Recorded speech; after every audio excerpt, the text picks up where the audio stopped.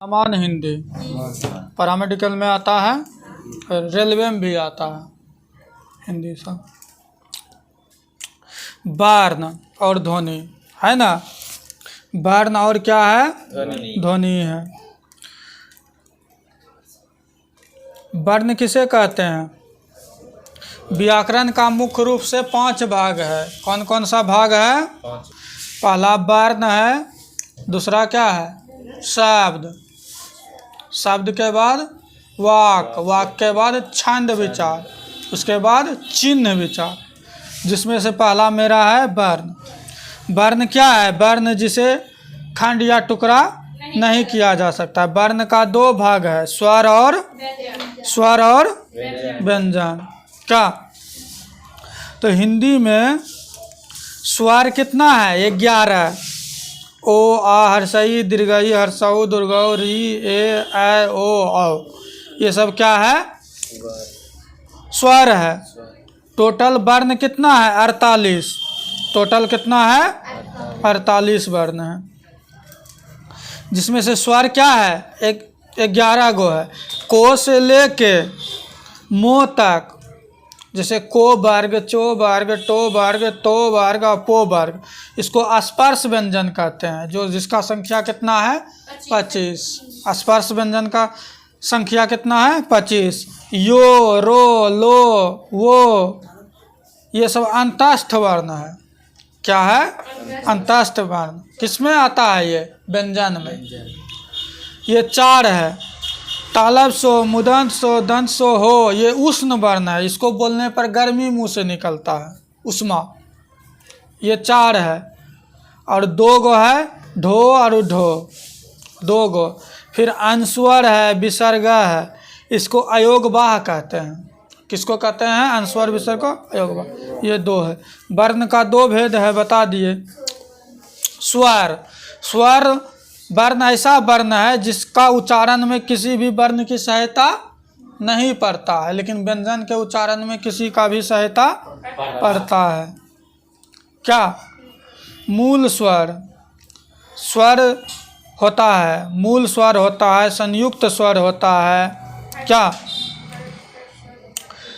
मूल स्वर का भी 2 भेद है, ह्रस्व और दीर्घ। क्या? ह्रस्व में क्या है? स्वर कितने प्रकार का? 2 प्रकार का। अथी मूल स्वर और संयुक्त स्वर। क्या? और वर्ण कितने प्रकार का? 2 प्रकार का, स्वर और व्यंजन। अब स्वर के बारे में पढ़ रहे हैं। तो मूल स्वर और संयुक्त स्वर। तो मूल स्वर 2, ह्रस्व और दीर्घ, जिसमें एक मात्रा हो, जिसका उच्चारण में कम समय लगे। जैसे ओ, हर्षई, हर्षऊ, री, ये सब क्या हो गया? ह्रस्व स्वर। क्या?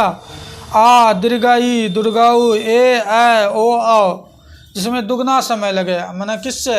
ह्रस्व से, उसको हम लोग दीर्घ स्वर कहते हैं। अब व्यंजन, व्यंजन का 3 भाग पढ़ाए थे, स्पर्श, अंतस्थ और उष्ण। स्पर्श में कौन कौन वर्ग आता है? को, चो, टो, तो और पो।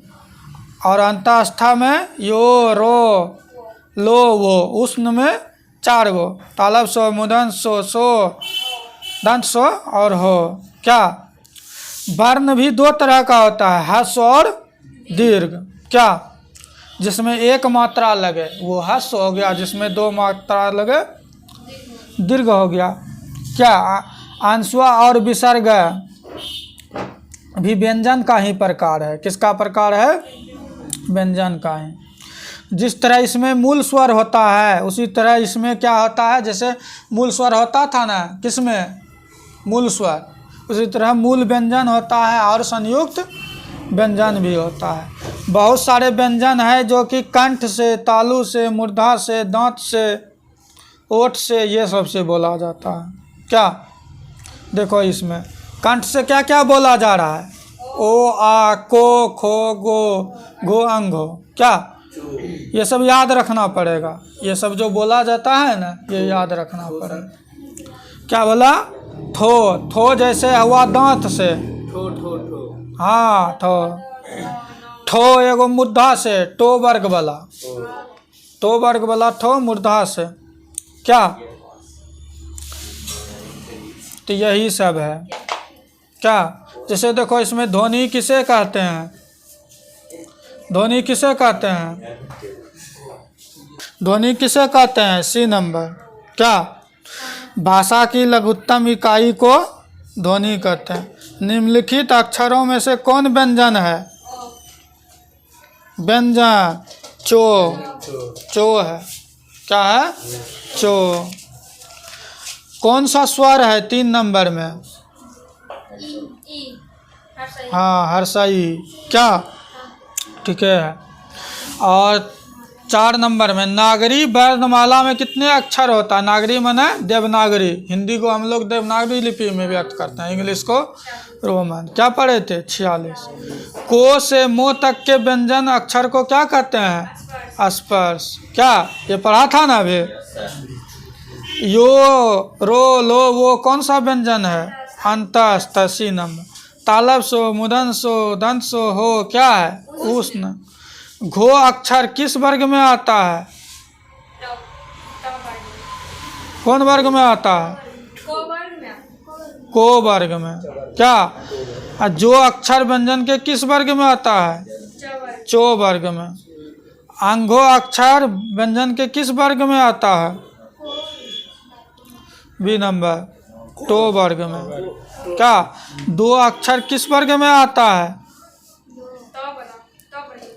तो वर्ग में। फो, पो वर्ग में। क्या? किसे वर्ण कहेंगे निम्नलिखित में से?